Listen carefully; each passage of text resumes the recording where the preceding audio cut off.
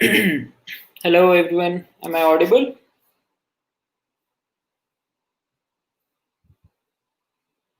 Am I audible, guys?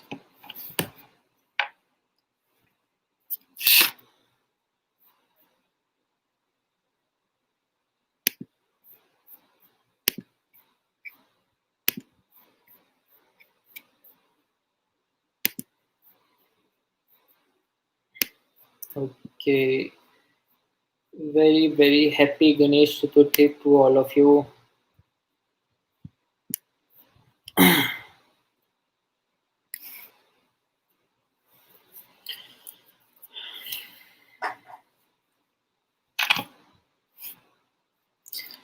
Okay, so in the last class, Pragya has taught about prime numbers, right? आज traditional, हाँ यार, आज घर पे पूजा है तो कुर्ता पजामा मैंडेटरी है ना? ठीक है, तो first of all, everyone congratulate Shubham.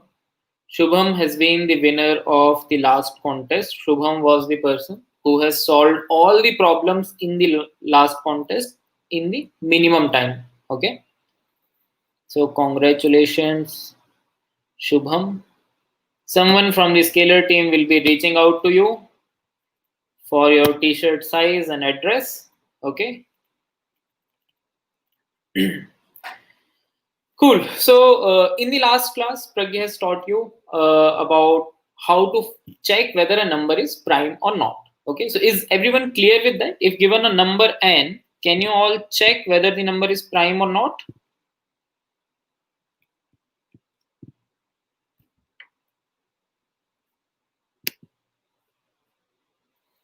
Yes. Okay. Cool. Now, once you know that whether a number is prime or not, now let's try to modify the problem a bit. Okay, so instead of getting a direct problem of checking whether a given number is prime or not, let's say that you have to print first n prime numbers.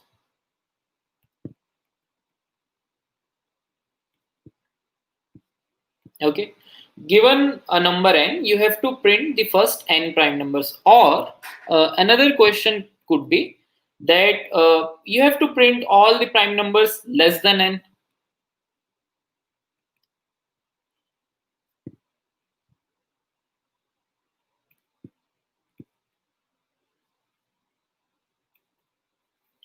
Another question would be that you have to print all the prime numbers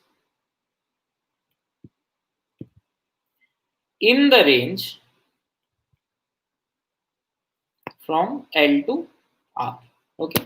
So these are the three types of questions which we are going to solve optimally in today's class. Okay.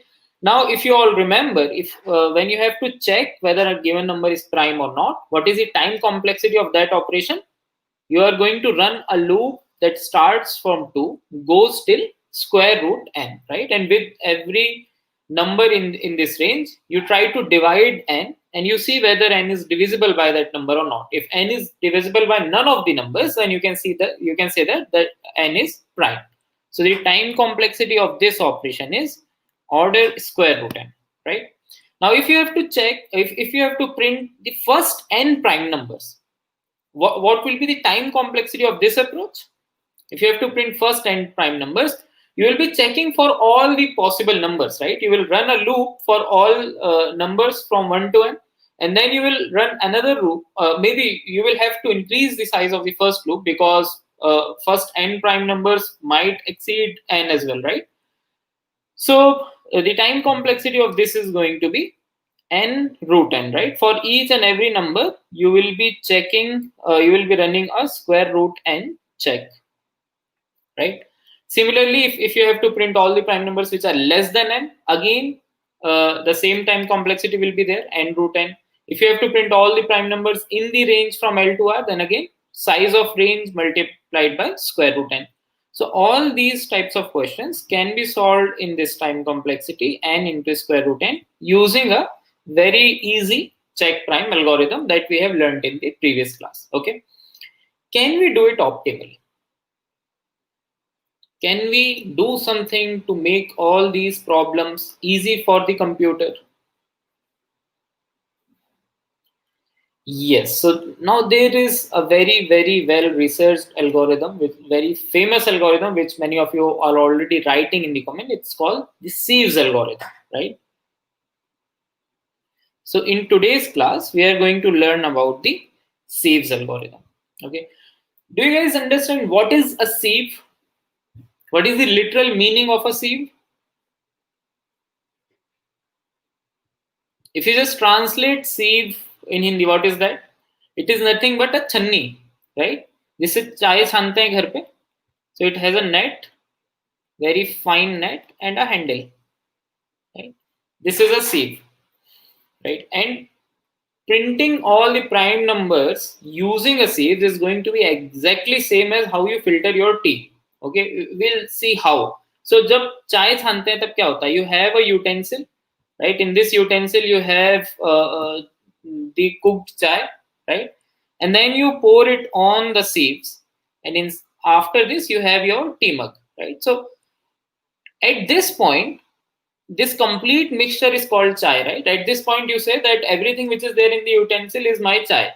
But when it is filtered, then whatever is in your teacup is called chai, right? तो पहले तो जो उसमें था पूरे को हमने बोल दिया कि यार ये चाय है, चाय बन गई है, इसको छान लेते हैं. जब छन के आई तो फिर हमने बोला यार चाय तो ये है, ये जो इसमें रह गया है ये चाय नहीं है, ये चाय पत्ती है, अदरक है, जो भी है, चाय नहीं है ना. तो sieves is going to function in an exact same way. We have to figure out what are the prime numbers. We'll say that all the numbers are prime, right? So we'll take all the numbers and we'll say that all of them are prime. Then we will pass them through a sieves. After passing them through the sieves, we will see that only the actual prime numbers are remaining. All the composite numbers will be filtered out by the sieves. Okay, let us see how it is going to work. So first of all, let us write down all the numbers on which we'll be running the sieves.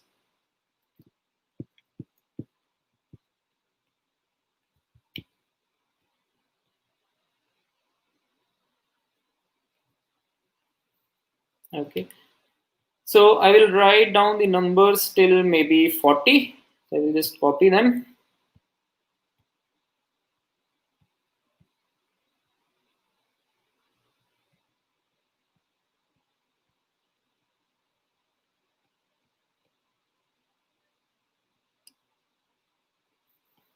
Okay, and then we'll write 11, 12.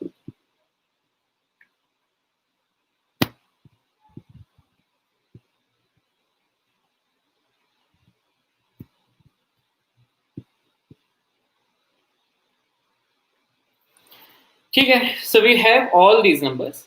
Initially, just like the t, I am saying that all of them are prime. Okay, all the numbers are prime. Now, for 1, we are very sure that 1 is not a prime, right? Is everyone clear with this thing that 1 is not a prime, right? Why is 1 not a prime? Because a prime number has to have exactly 2 divisors. 1 has got only and exactly 1 divisor. So 1 is not a prime, so we can directly remove 1. Okay. Now, whatever is the first number which is present in this in the list of all these numbers, which is available in the list, we'll say that this number is a prime number. Okay. So what is the first available number here? The first available number is 2. So I am saying that 2 is a prime number. So we'll filter out 2. 2 comes out of the sieves. Okay, so we have poured all the numbers here till 40, and now 2 has fallen. 2 has been successfully, he has crossed the sieves. Okay, 1 has stuck here. Now, if 2 is a prime number, can I say that all the multiples of 2 will never be a prime number? Right? Because all the multiples of 2 will definitely have 1 as a divisor, themselves as the divisor, and also 2 as a divisor. So they are not satisfying the criteria of being a prime number. Does this thing make sense to everyone? Does this thing sounds obvious to everyone? That any multiple of 2 can never be a prime number. Right? So if any multiple of 2 can never be a prime number, so what can we do? Filter them out. cut them. So I will just cut all the multiples of 2 which are present in this list. So 4 is gone, 6 is gone, 8 is gone, 10 is gone, right? So all these multiples are removed from this list. These all have been filtered out and thrown away. What is the next available number which is there in the Sieve? What is the next number that I can see? The next number is 3. So I can say that, okay, 3 is also a prime number. Let's add 3 as well. Okay. Once I am declaring that 3 is a prime number, can I say that any multiple of 3 does not stand a chance for being a prime number? Any multiple of 3 is always and always going to be a composite number, right? So let us filter them out. Let us remove them from the list. So let us remove all the multiples of 3. 6 has already been removed. Then we remove 9. 12 has already been removed. We remove 15. 18 is already gone, right? And then 21, 24 is gone, 27, and then 33, 36 is already gone, then 39. Okay. Now, which number is the next available number in this list? The next available number is 5, right? So I can say that 5 is also a prime number. Okay. So out of all these numbers, we have till now filtered out 3 numbers which are prime numbers, right? So now 5 has come. So any multiple of 5 will never be a prime number. So all the multiples of 5 will also be removed. So currently I can see that all the multiples of 5 have already been removed. 10 is gone, 15 is gone, 20 is already gone, 25 is remaining. So we'll remove 25 as well, and then 35. Okay. Then what is the next available number in this list? The next available number here is 7. So 7 becomes the next prime number. Okay. And all the multiples of 7 will also be removed. So now 14 is gone, 21 is gone, 28 is gone. All the multiples of 7 have already been removed. Okay. What is the next available number that we have? Now we have 11. So 11 becomes the next prime number. And all the multiples of 11 again have already been removed. Then we have 13. Then we have 17. Then we have 19. Then we have 23. Then we have 29, then we have 31, 37, and that's it. So now you can see that we have got all the prime numbers in the range from 1 to 40. These are all the prime numbers in the range. All the prime numbers which are less than 40 are now with us. Is the idea of the algorithm make sense to everyone? Is the idea clear? How the algorithm is going to work? Yes. So what we did, initially we said that all the numbers are prime numbers, assume that all of them are prime numbers, pass them through the Sieve. What does the Sieve do for us? The Sieve's algorithm takes the first available number and declares it a prime number. So we declared that 2 is a prime number. Since 2 is prime number, none of its multiple can be a prime number. Cut them out, remove them. Then take whichever is the next available number, call it a prime number, remove all the multiples of this number as well. Okay. Cool. Okay. Now let's try to see how can we write the code for this. Okay, the code is going to be very, very small, very, very easy, right? So what we are doing here is initially what we are doing is we said that let us first take all the numbers. So if let's say we have to print all the prime numbers in the range n, so then we take an array prime of size n plus 1, because if n is 40, array indices are going to start from 0. So I also need 40 as an index. So I will take the size as n plus 1. Okay. And I will say that all of them are prime. Okay. So this primary, what does it hold? This primary, for every index, it holds true or false based on whether the number is prime or not. Right. So currently I am saying that if this is my array. Okay. Currently I am saying that all of them are prime. So have true for each and every index. Okay. Then what we will do is we'll first declare some of the already known values, right? So we know that 0 is not a prime, so we can say that prime of 0 is false. So this will be turned false. And we also know that prime of 1 is also not a prime, right? So 1 will also be converted to false. Now, starting from 2 to n, we have to check each and every number whether they are prime or not. So how did we do this in this algorithm? We selected whichever is the first true value. Basically, the first available means the first true value, which is currently declared as a prime number, right? So we'll run a loop which will start from 2, and this loop will go till till n, and we'll be incrementing the value of I one by one.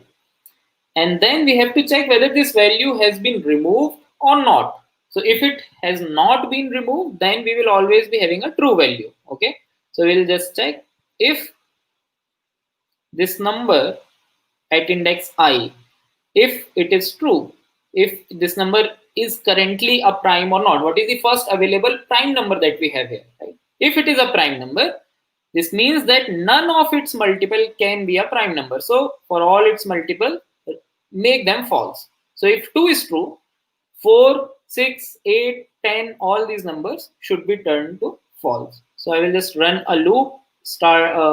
Let's take a different variable. So now what we have to do for I, we have to make 2i, 3i, 4i, all these numbers as false, right? So we'll quickly run a loop starting from 2, and we'll see till where we have to run this loop, and then do this. We'll say prime of I into j, right? So I is already there. This is our j, right? This has to be false. Okay. Now, can you guys help me out with this condition? What should come in this place? So we till what value we have to increase j? We don't know, right? We don't know that. So we actually don't know till when we should be incrementing j. But what we know is that this product, this 3i, 4i, or ji, this can never be greater than the maximum value that we have. So this product can never be greater than n. This always has to be less than or equal to n, right? So here what we'll have is j into I is less than or equal to n. Okay, because if you see in this list, when you select I is equal to 2, then from where to where your j ranges, j starts from 2. So if j is equal to 2, you cut 4, then j becomes 3, you cut 6, j becomes 4, you cut 8, and you will go till 40, right? So j becomes 20. You don't want to increase j such that you are trying to cut a number which is greater than 40. So always we are keeping I into j less than or equal to n. Okay. Is this thing clear to everyone?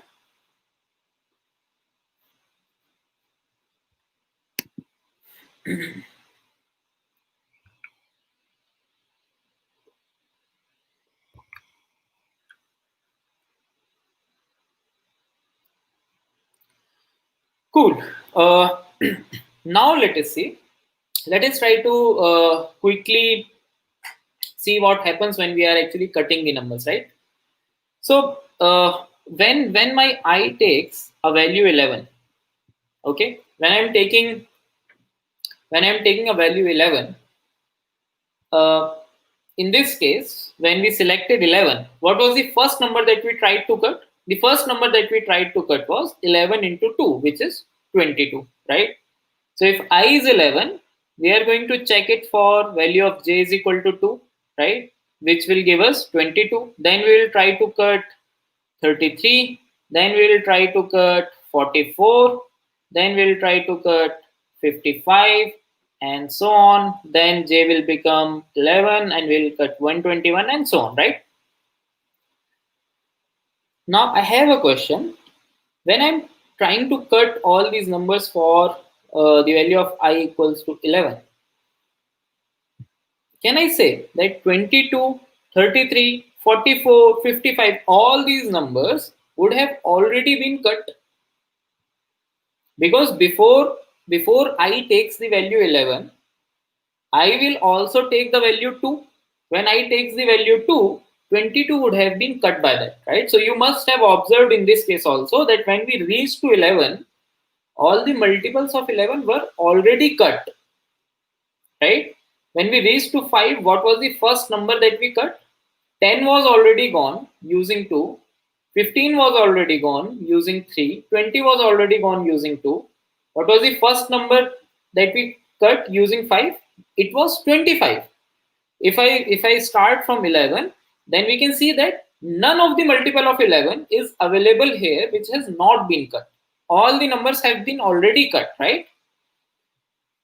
Why that happened? Because before taking a value 11, I must have taken all the values which are less than 11. So all those values have already been cut. So 22 has been cut by 2, 33 has been cut by 3, 44 has already been cut by 2, 55 has been cut by 5, and so on, right?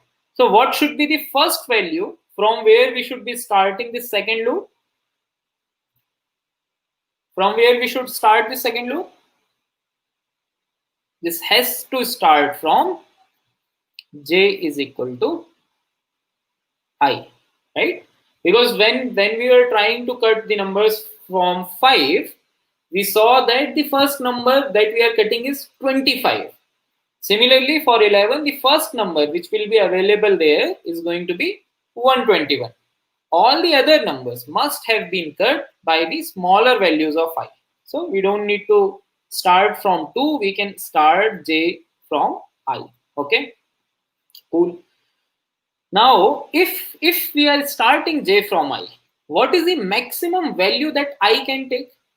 Do we need to run this loop till end?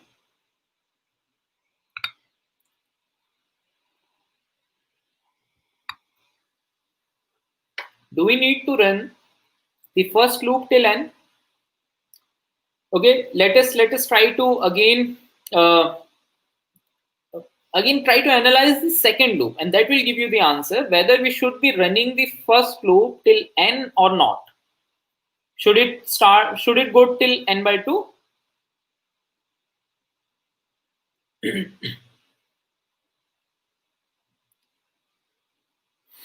So what is the maximum value that we have to cut? The maximum value that we have to cut is here 40, right? Okay. And whenever you are starting to cut, you are always starting from the I value, which means that the first value that you are cutting is I square, right? For 2, you are cutting, the first value that is being cut is 4, right? For 3, the first value that you are cutting is 9. For 5, the first value that you are cutting is 25. For 6, the first value that you will be cutting is, for 6, you will anyhow won't cut any value. For 7, what will be the first value that you will be cutting? For 7, the first value should be 49. 7 into 7 is 49. Is 49 in this range? No, 49 is out of this range. So, what should be the maximum value? The maximum value till which we can go is I square. So, I can never go beyond square root n, right? Because the first number that you are cutting here, like this number, which is the last number, would have been cut when I becomes square root n, right? So this n can be turned to square root n. Okay, does this thing make sense to everyone?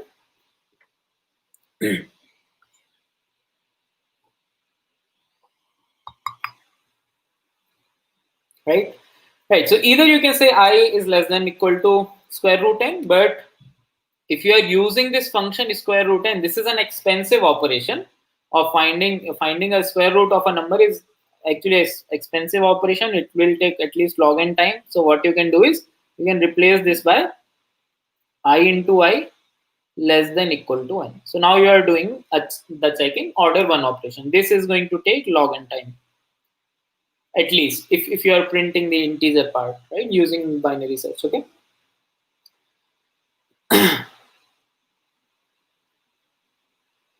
Okay, so now let us come to the time complexity. Okay, do you guys have any guess, any knowledge about what should be the time complexity, or can you quickly calculate it and return what is the time complexity of this code?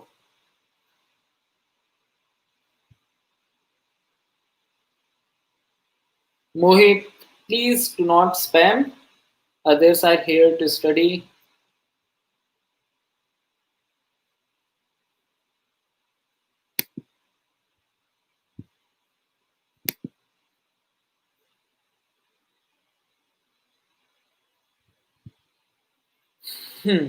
N square log of n. Okay, I'm getting multiple uh, answers there.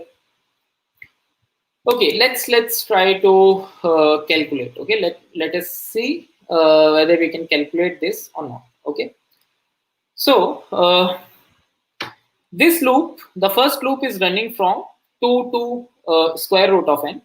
Let us actually remove all the optimizations that we have done. We'll try to calculate a very relaxed upper bound. Okay, so tell me one thing: when the value of I is equal to 2, how many times does the inner loop run?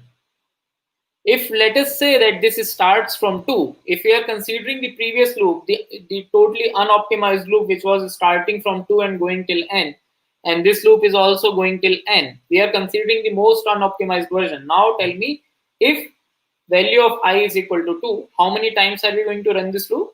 This loop will start from 2, go till, how many times will we run this loop?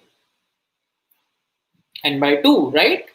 We'll be cutting exactly n by 2 numbers, right? For I is equal to 3, how many times is the inner loop going to run? The inner loop is going to run for n by 3 times. For I equals to 4, how many times is the inner loop going to run? For I equals to 4, is it going to run? Is it going to run for n by 4 times?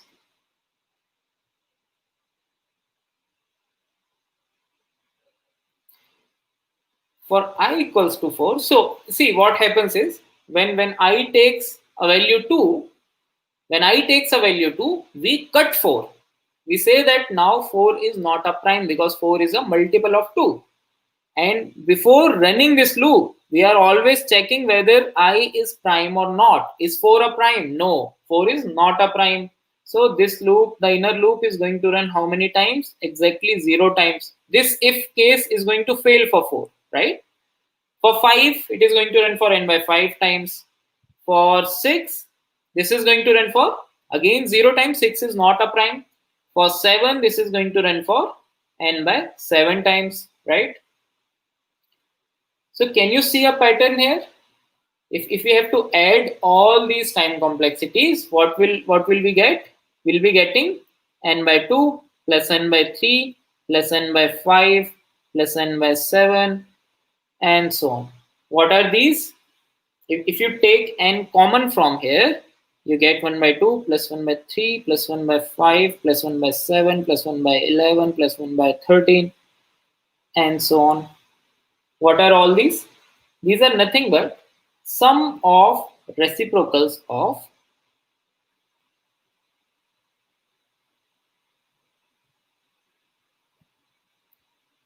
prime numbers,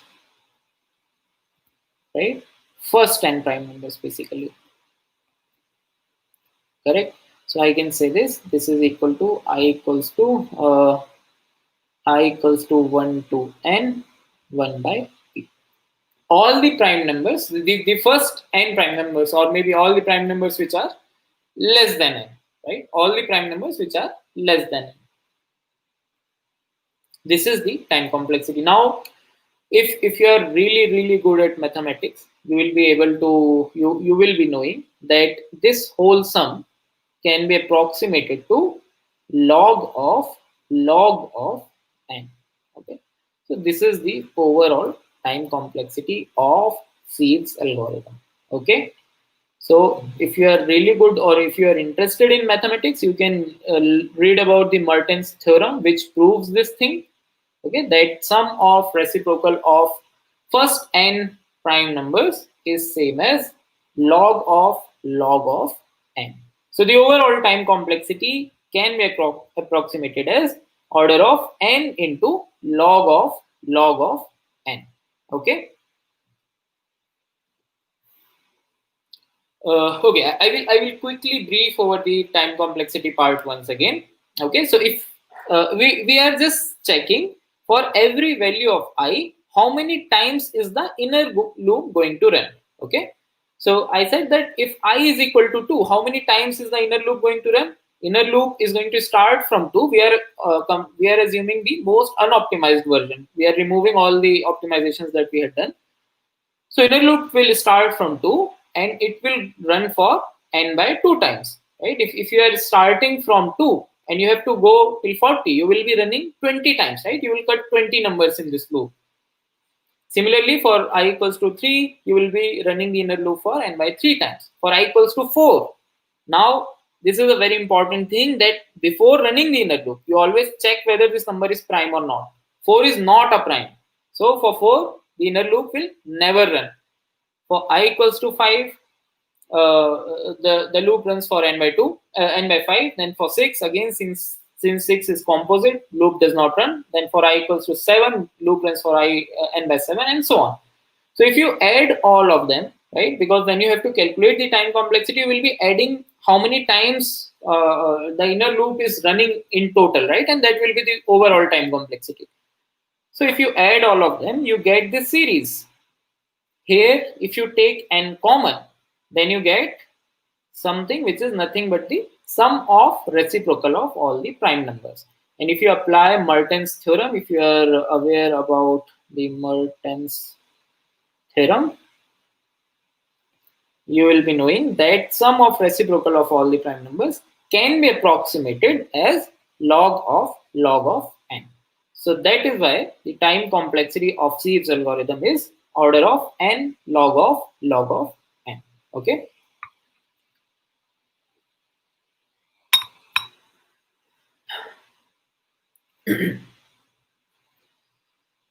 Okay.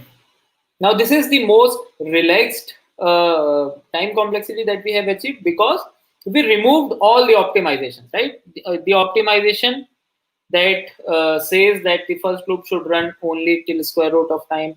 This loop should start from I. We have removed all of them and then we have calculated. So whatever, if you do any optimization here, your algo is definitely going to be better than this time complexity. Okay. The question is, will this work for a range whose first element is not a prime number? This is only going to work if you are starting it from 2. If you are starting from any random number, this algorithm is never going to work, right? Because you have to make sure that all the composite numbers are cut. So if let's say if you are trying to find the numbers in the range from 40 to 100, right? So you have these numbers, and now if you start cutting the numbers from 40, you're trying to cut the multiples of 40. This is not what Sieves is suggesting. Sieves is saying, give me the first prime number. What is the first prime number? First prime number is 2. Cut all the multiples of the first prime number, not the first prime number in this range, the first prime number overall, right? So you will always be starting, or this algorithm will only work if you are starting cutting the numbers from 2. However, if you have to find the numbers in a range, what you can do is you can pre-compute all the prime numbers. So what you can do is, if you have what would be the maximum value of range, then starting from 2 to that range, you can pre-compute all the prime numbers. Okay. Once you have all the prime numbers in this range, now what you can do is you can this array is going to be a sorted array, so you can apply binary search and you can find all the positions of the lth prime number and rth prime number and print all the values. Okay. Cool. Is the Sieves algorithm clear to everyone, including the idea, the intuition, and the code? Is everything clear to everyone?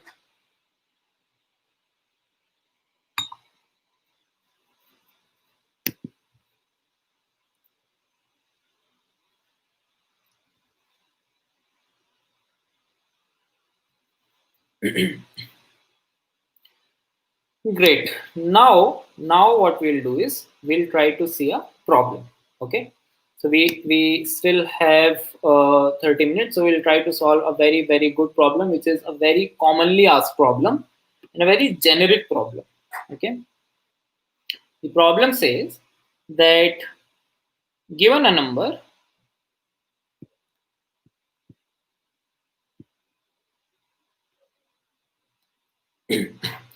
return the prime factorization of this number.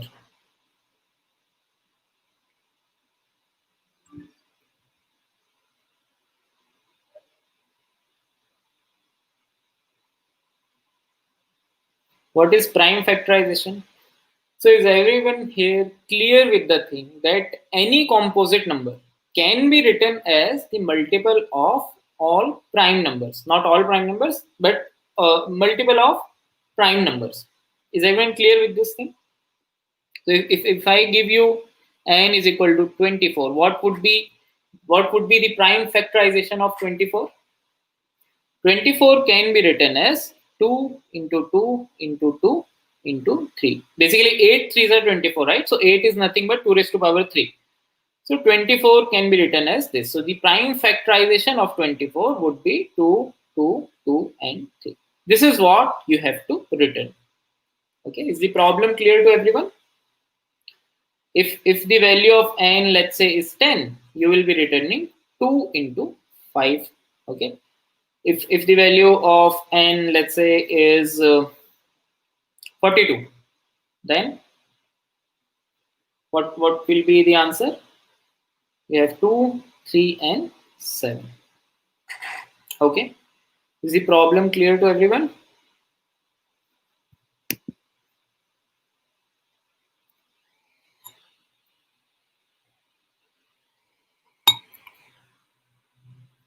Given a number n, you have to return the prime factorization of n. Prime factorization means you have to represent that number in terms of only prime numbers, and that is possible for each and every number, right? Because any number either will be a prime number or a composite number. If it is a composite number, you can further divide it into prime numbers, right? For example, if n is 24, you can write it as 2 to 2 into 3. There can be many ways. Can there be many ways? Varun, just try to think and figure out. Can there be many ways? If you are breaking down the number into prime numbers, not composite number, none of the numbers in the returned array should be a composite number. Just give me an example if you have.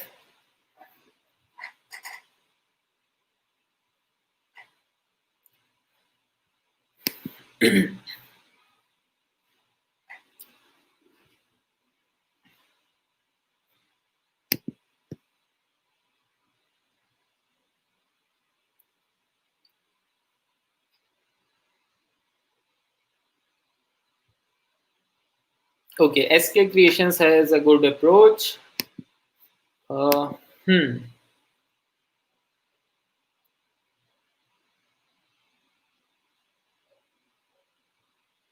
Okay, what can be? What is the first thing that comes to the mind? So if, let's say, I'm given 24 and I have to, so we must have done this in schools, right?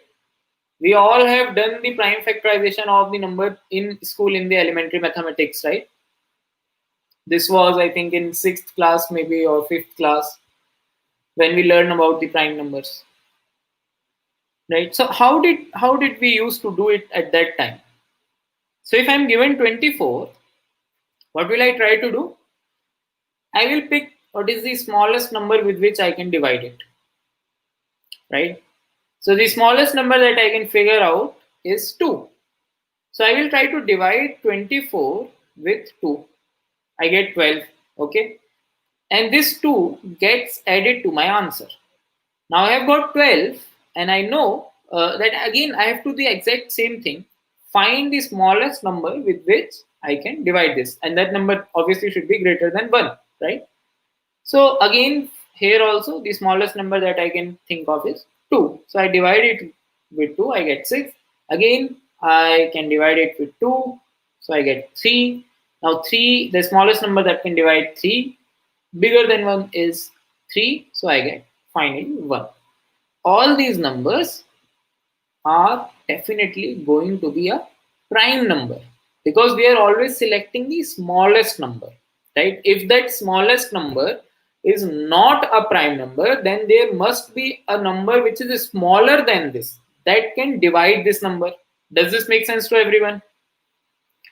What I'm trying to say is, if there is a number x which is the smallest number which is dividing 24, and x is not a prime number. If it is not a prime number, then it must be a composite number, and then it can be broken down into two prime numbers at least, right?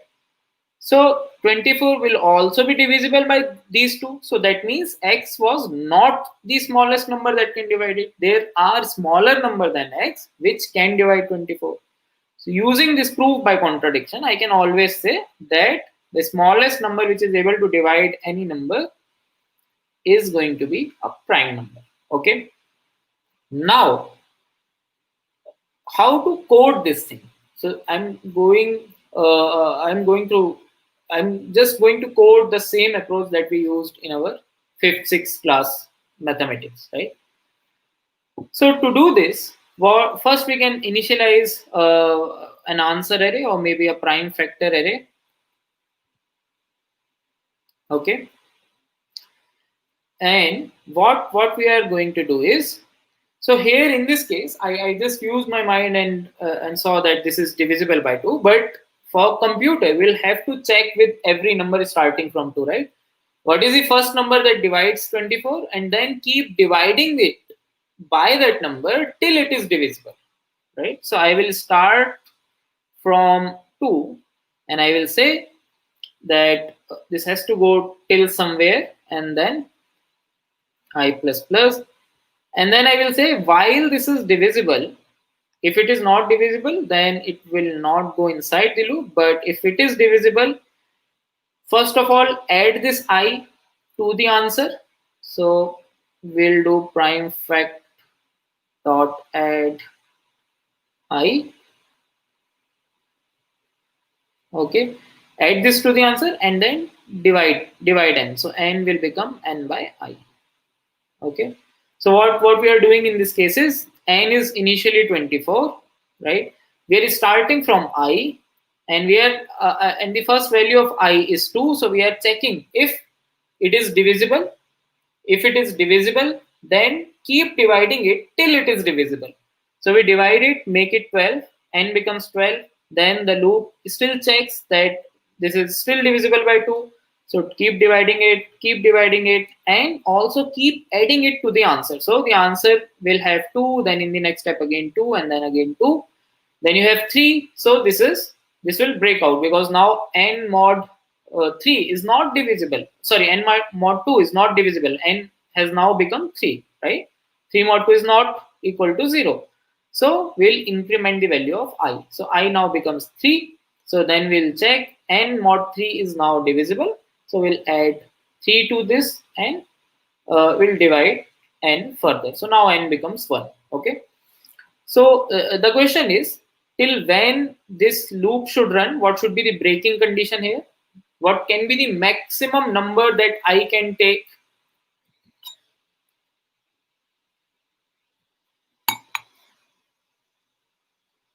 The maximum number that I can take is, we may use set instead of array. No, you cannot take set because set will guarantee that the occurrence of every number will be limited to exactly once, whereas we need 3 twos. If you are taking a set, you will have exactly 1 2, right? So set is not useful in this case. We'll have to take a list, array list, or array which supports multiple occurrences of same character, right? Okay, so what should be the maximum value that I can take? The maximum value that I can take obviously is going to be square root of n, right? So the I that we are going to increment is going to be till square root of n. Okay. Now this code is going to print all the prime factors for us. Okay, I can see that there are two mistakes in this code, two very big mistakes. Can you guys quickly figure out them?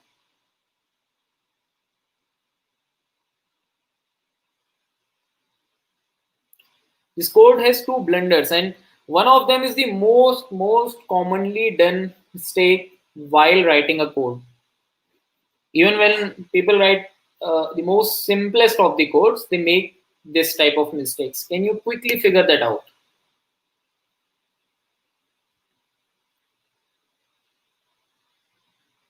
It doesn't work for 0 and 1. Yes, so this is guaranteed in the input that n will always be greater than 1, because even the question who is the person who is asking the question knows that 0 and 1 will not be are not eligible for this question. Okay, right. So I can see that one of the mistake has been pointed out. The other mistake no one is able to guess. Let us see. Let us see what we are doing. Let us quickly reiterate over the code. We are saying that I is starting from 2. I should go. What is the maximum limit that I is taking? It is taking square root of n. So here, instead of this, I would be writing what? Actual square root of n, or maybe to keep it optimized, let us have I into I less than equal to n, right? This is the more optimized version of the same thing. Okay, so what we are doing here is we are initializing I. We are checking that I should not go more than square root of n, and inside this loop what we are doing is we are changing the value of n. Correct? N is changed inside this loop. N is also there in the breaking condition. So initially we started this loop with an assumption that n is going to be 24. So the maximum value that I can take is going to be root 24. In the next iteration, you changed n to 12. So this loop here, now this condition is not going to hold true because n has been changed. This is the most common mistake that I have seen students doing while writing most easiest of the codes. If you are changing a value inside the loop, you should never be taking it in the breaking condition. So always do one thing, assign some variable this value and then use it here. Okay, otherwise you will see your code behaving in very unexpected way and you will not be able to realize what is going wrong there. Okay, so assign the value and then keep it inside the loop. This is one mistake. What is this other mistake?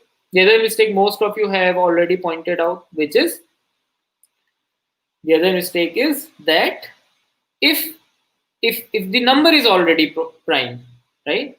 If the number is already prime, or maybe number is having the number is having a prime factor which is greater than square root of n, right? If a number is having a prime factor which is greater than square root of n, for example, let us talk about 404. Okay, so for 404, how will this loop run? We'll start from 2. We check that 404 is divisible by 2. We divide it. Okay, then we again check that this is again divisible by 2. We divide it. Now this is not, so we have added 2 and 2 in the array. Now this is not divisible by 2. Then this is not divisible by 3. And what would be the maximum value of that I will be taking in case of 404? The maximum value that I can take is going to be 20, right? Because the square of 21 is going to be greater than 404, right? So the maximum value of I is going to be 20, but we can see that for all these values of I, the prime factorization of 404 is not complete, right? So what we can say in this case, right? Because this is not complete. 101 would also have been there, correct? So this is another mistake in this code. How to fix that mistake? Can I say that even after removing all the possible prime factors from that number, if I have got a number which is greater than 1, that number must be a prime number? Can I say this? So to actually fix this code, can I just add another if condition? It says that if this number is still not reduced to 1, that means that this number has to be a prime number. So directly add this remaining number as well. Right, so what we'll do here is if n greater than 1, then prime factor dot add n. We'll add this line here itself after the for loop completes. So if this number has not been reduced to 1, we will add 101 as well, and we will get the correct answer. Does this make sense to everyone? Is this thing clear?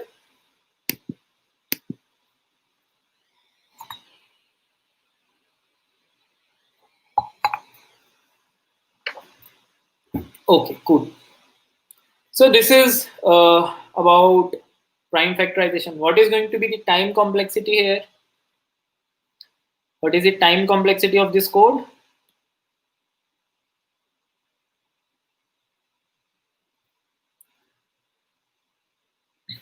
So calculating the time complexity is pretty easy here, right?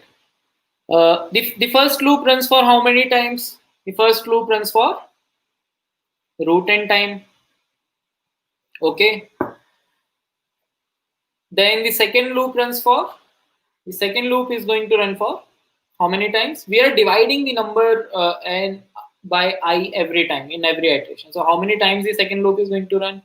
The second loop is going to run for log n time. So what should be the time complexity? Is it going to be root n into log n? Is the time complexity going to be root n into log n?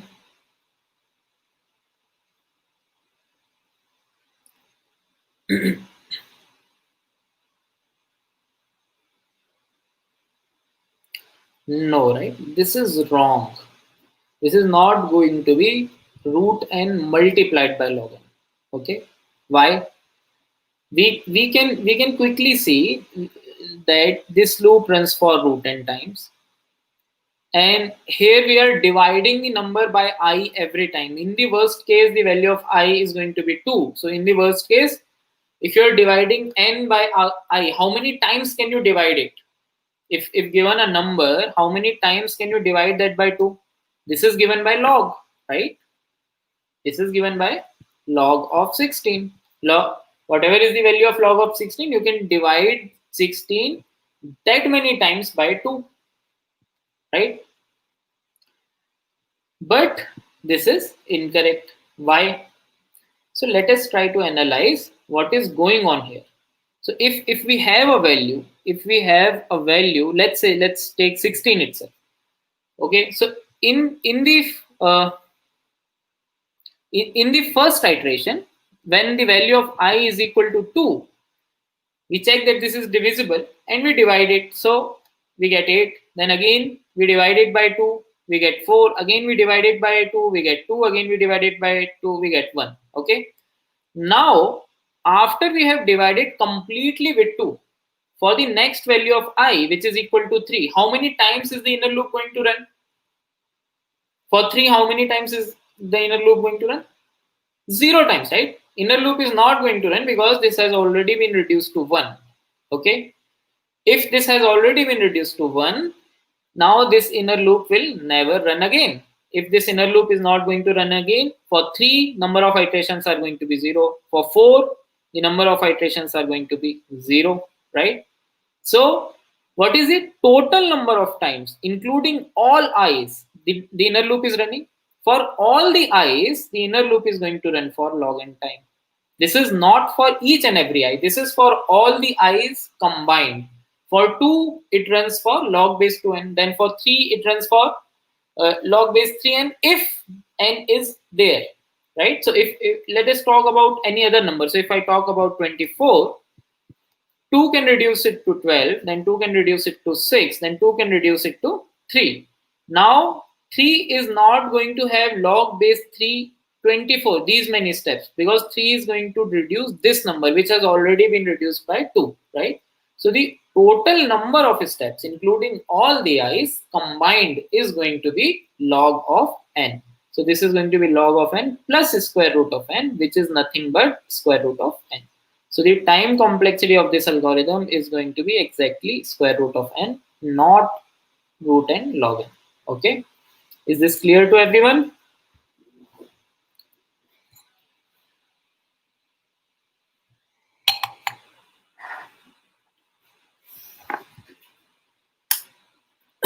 Cool. So, okay, the time is up for today. Guys, in mathematics, there are multiple topics which are very, very important for for programming point of view, or both the interview point of view as well, right? So there is modular arithmetic that you must learn, and you must solve multiple problems on this.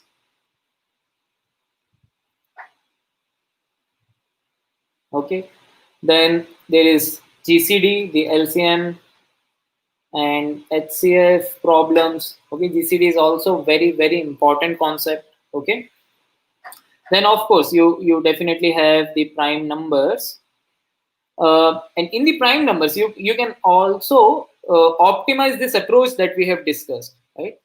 You can optimize this approach using a concept called the smallest prime factor of a number, which is called the SPF, which we haven't discussed in the class, but this is also a very important concept. Okay, so after the class, please go through this. What is SPF and how you can actually optimize this algorithm using the smallest prime factor. Okay, and then in the modular arithmetics, there is also Fermat theorem, which is very important. Okay, so just Google all these concepts and go through all of them. Try to solve problem based on all of them. Okay, they all are very, very important. They will help you in problem solving as well as in interviews. Okay, cool. So this is it for today's class. If you liked the video, if you understood everything, please like, please share it with your friends. Please tell us in comment which all topics you would want us to discuss next. Okay, tomorrow's class is going to be on bit manipulation. So if possible, before joining the class, if you can go through how numbers are represented, or what are the basic bit operations, then uh, the class will go very smoothly, right? So next class is going to be on bit manipulation. So just read about some bitwise operators like OR, AND, XOR, left shift, right shift, etc. Just read about them. Okay. And if you found this video useful, you can just like it and share it with your friends. Okay. Cool. I will now end the broadcast. Good night to everyone. Again, wish you all a very, very happy Ganesh Chaturthi. Good night.